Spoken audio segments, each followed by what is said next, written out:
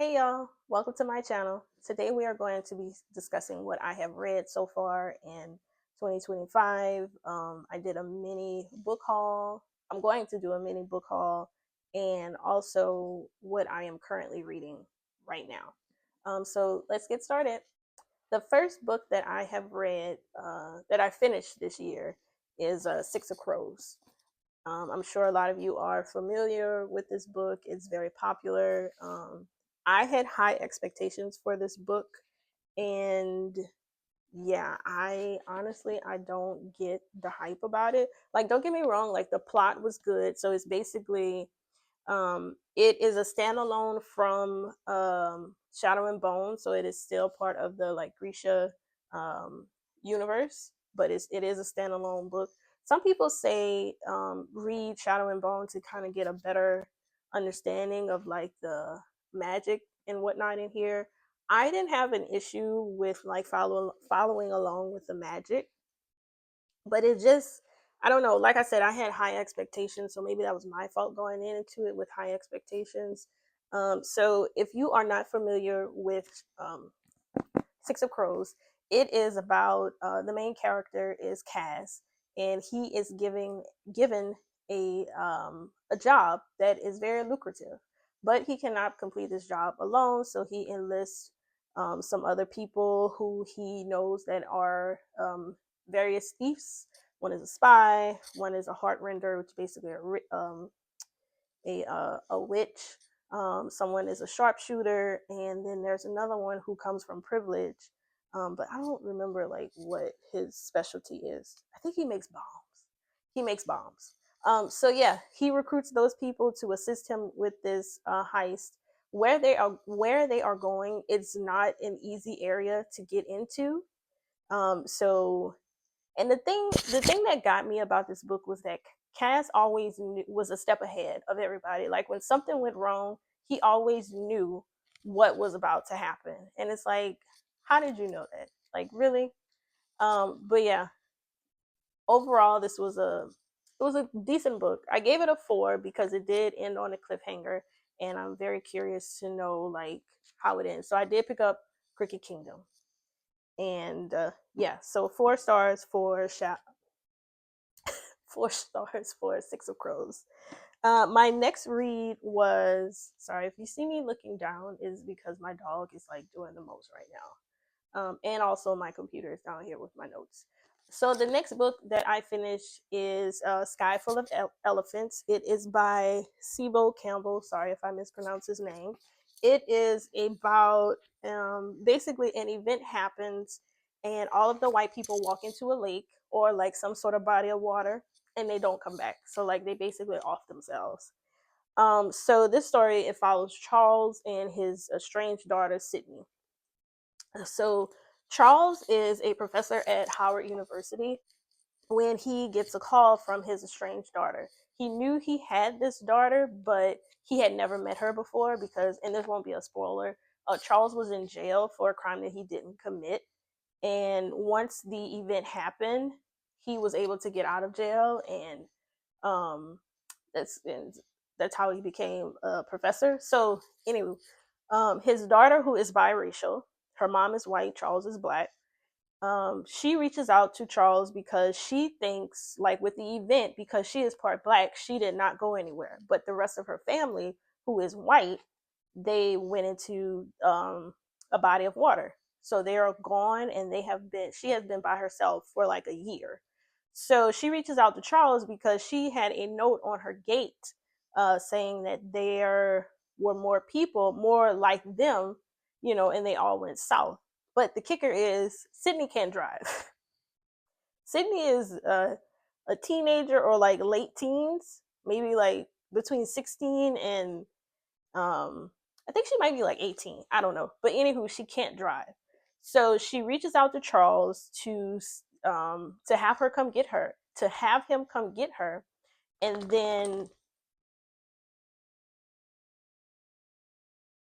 then bring her down south where she thinks the rest of her family or her people are. So he was shocked, of course, because like he just randomly hears from his daughter who he's never met before. So he decides to go, and he takes the trek from where Howard is in Washington D.C. to, I think she's in Minnesota, to get her, and then drives south. Yeah, he drives there, and yeah, so they drive south to, see if she can find her family. But as they're going, like, they keep getting warned, like, oh, you shouldn't go there, like, it's different, like, because they're trying to get to Alabama, and Alabama supposedly has a king. So when they do finally get there, they see, like, oh, this is what life could be like without white people. Now, this sounds like a good book. And I will say that the author, who is also a poet, this book is beautifully written, like, beautifully written. There's a lot of quotables in here, but the overall plot was just lacking for me. And this book also had like 5 stars, like a lot of 4.5 star ratings. For me, it just was not that, because it was just so slow. Like, I just could not get over how slow this book was. Like, I had to make myself pick it up. And before you say, why didn't you just DNF it? Because I didn't want to. Like, I really, I'm not afraid to DNF a book, but this one I really wanted to see it through, because I kept thinking, like, oh, maybe it'll get better, and I really didn't want to see how it ended. I didn't like the ending, and I don't know, I just didn't like it. Like, it really fell short for me. I think the plot could have been a whole lot more. It is nice to see what this country would be like without, the things that we have to go through as Black people, because of, others. But I don't know, it just missed the mark for me. So yeah, finish that one. And then the next book I read was Funny Story by Emily Henry. We're just gonna cover this up. This was before everything happened. So yeah, Emily Henry, Funny Story. I also had high expectations from this book as well, and was slightly disappointed. I I'm a new reader, so I've only really been reading seriously and like completing books since like fall of 2023. And so yeah, I'm playing catch up with a lot of these authors. This is my second Emily Henry book. The first one was Happy Place. I loved Happy Place. Like, Happy Place was a 5 star read for me. This one was not. This one I gave, what did I give it? 3.75. It's basically, bear with me. So it basically follows Daphne. Daphne is set to be married to Peter, but Peter decides on the night of his bachelor party, that he is in love with his best friend, named Petra. After all of this time of him saying, "Oh, we're just friends," blah blah blah blah blah blah blah blah blah, lies, lies. So he and Petra decide that they are going to give this a go. So Peter gives Daphne a week to move out of his house because they live together. Oh, and this is another thing. He had her move away from her hometown, somewhere on the East Coast, to where he's from, his childhood hometown in Michigan. She knew no one. She had no friends. She just up and moved, left everything behind to move with what she thought was the love of her life. So in the midst of all of that, she needs somewhere to stay because she has a week to get out of Peter's house, because he bought the house. So it's like Peter comes from money, Daphne does not. So Peter pretty much takes care of everything. So somehow she connects with Petra's ex, Miles. And she asks Miles if he needs a roommate, because he and Petra was living together, but now Petra is with Peter. So you know, he has space. So Daphne moves in with Miles, and then you just kind of figure out where it goes. Like, this is found family, forced proximity. There's a lot of growth within Daphne in this book, and all around, it was a good book. It wasn't great. It was just a good book. Like I said, I gave it 3.75 stars. Yeah, it just wasn't my favorite. I haven't this is my second Emily Henry book, so I only have Happy Place to go by, and I loved Happy Place. Happy Place was like a 5-star read for me. This one was not, but a lot of people love it.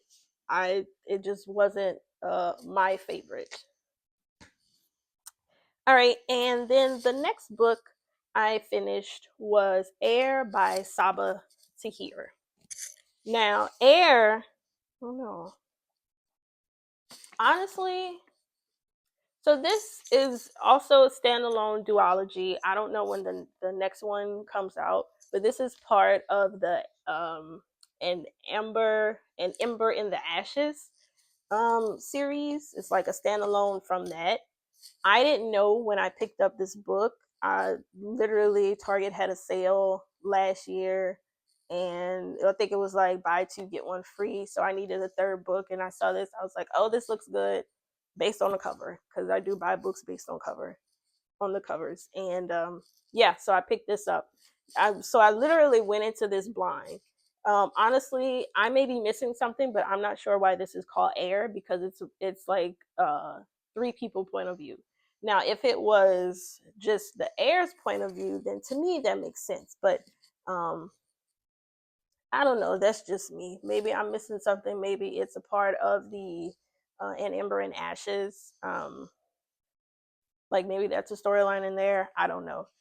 Also, some people say, same as with Six of Crows. Some people say you can read this on its own, or and some people say you need to read Ember and Ashes to get like a better understanding and just make it kind of like full circle. I didn't have an issue reading. I didn't feel like I was missing anything, or like why is this why is this that and whatnot. So, but I do plan on reading the other books in this I don't know what it would be called, like this network basically. But yeah, Air, it follows three people.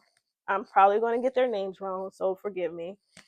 So Az, and like I said, I'm looking at my notes. Az is an orphan who's basically forced into slavery, and Quill, I don't know if it's a kid, it's Aquila, or in short, Keel or Quill, Aquila. I don't know. I in my head he was Quill. So Quill is the actual heir to his kingdom. He is set to take it from his aunt, um, Empress Helene. But he doesn't want it. He doesn't want the responsibility of being king. But something happens to where he is forced to fight for his people. And then it also follows Saoirse, I think is how you would pronounce her name. And she is basically an outcast from her community, and she has powers. She can track people with her magic. So she uses those tracking. People know of her tracking skills. So someone hired her to track someone that has been killing people. And so basically the story follows how their lives and their intertwined. I don't want to say too much because I feel like I'm going to give it away. So the plot was good. I enjoyed it, but another slow one. Like it was fast and slow at the same time. I don't know if that makes sense to you, but that's just how I felt. Like it was a lot of slow moments, and then it would pick up, like action would happen, things would happen, and then it would just slow down all over again. And I did not like that at all. Like it just excuse ooh, excuse me.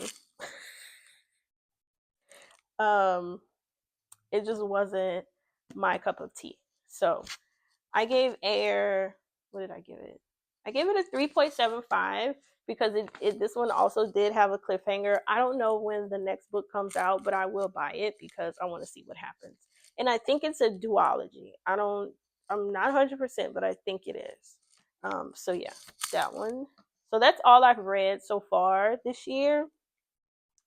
I am currently reading Legendborn, and I am loving it. I'm loving it. I am almost like halfway done. So I think I'm probably like at 40 something percent. I'm on 216. So Legendborn, it follows Bree. Bree, so this is not a spoiler, like it's literally on the back of the book.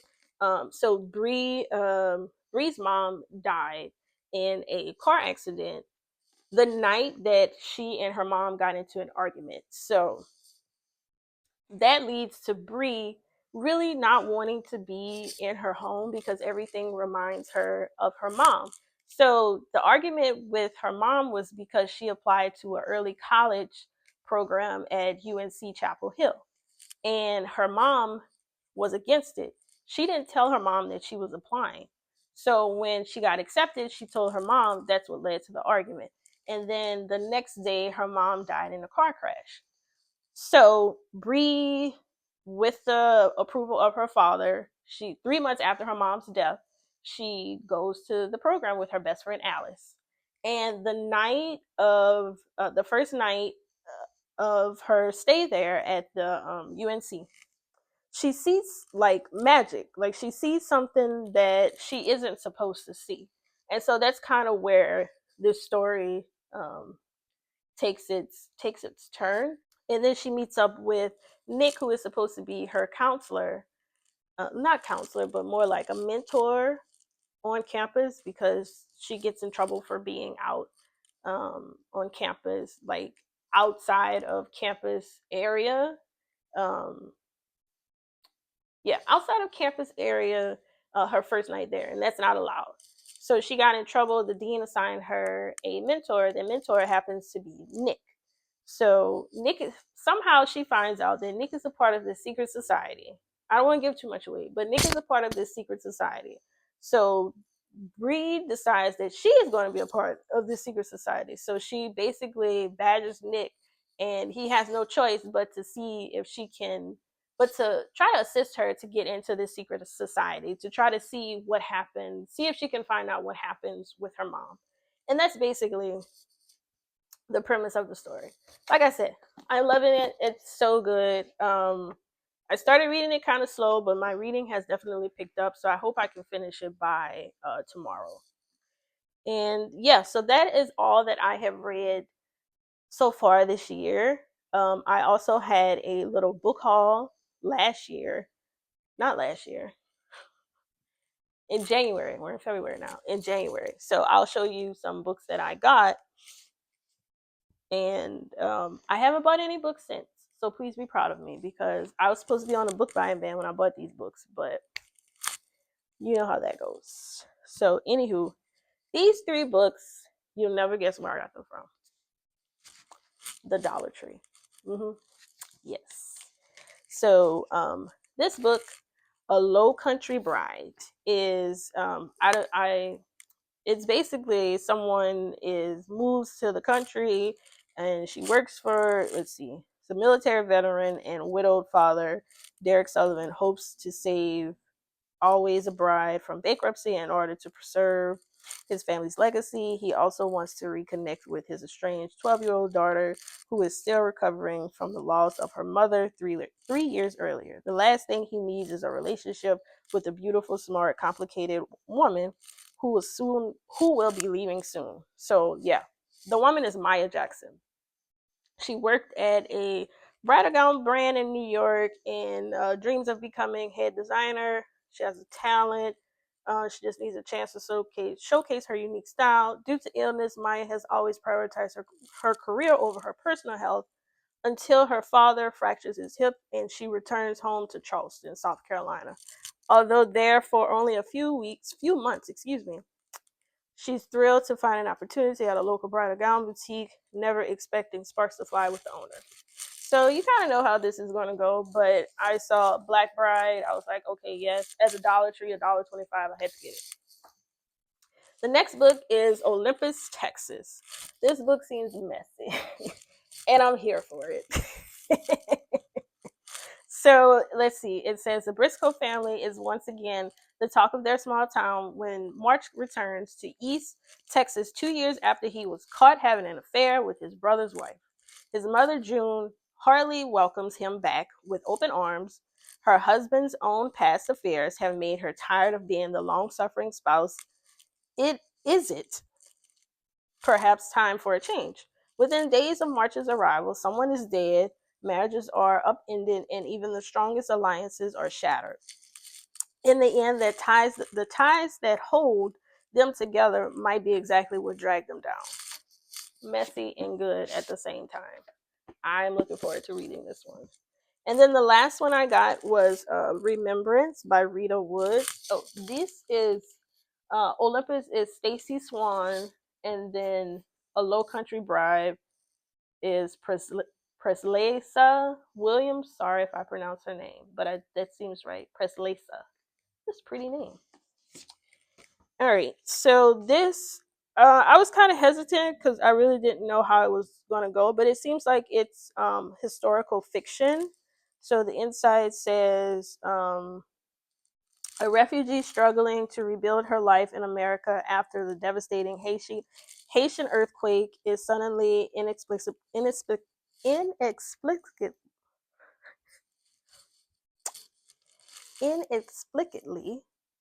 in inexplicitly there you go bound on a mysterious old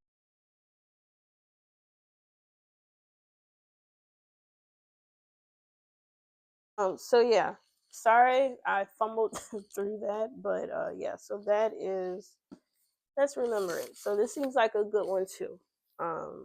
Historical fiction is what it seems like. So I yeah. Oh, so it starts off current day. Okay. All right. So we'll see how this one goes. But yeah. Oh, two more. I also picked up the sequel to Crooked Kingdom, sequel to Six of Crows, Crooked Kingdom. This was at my local bookstore, Second and Charles. It was only $5.50. So yeah, I picked it up even though I'm on a book buying ban because it was $5.50.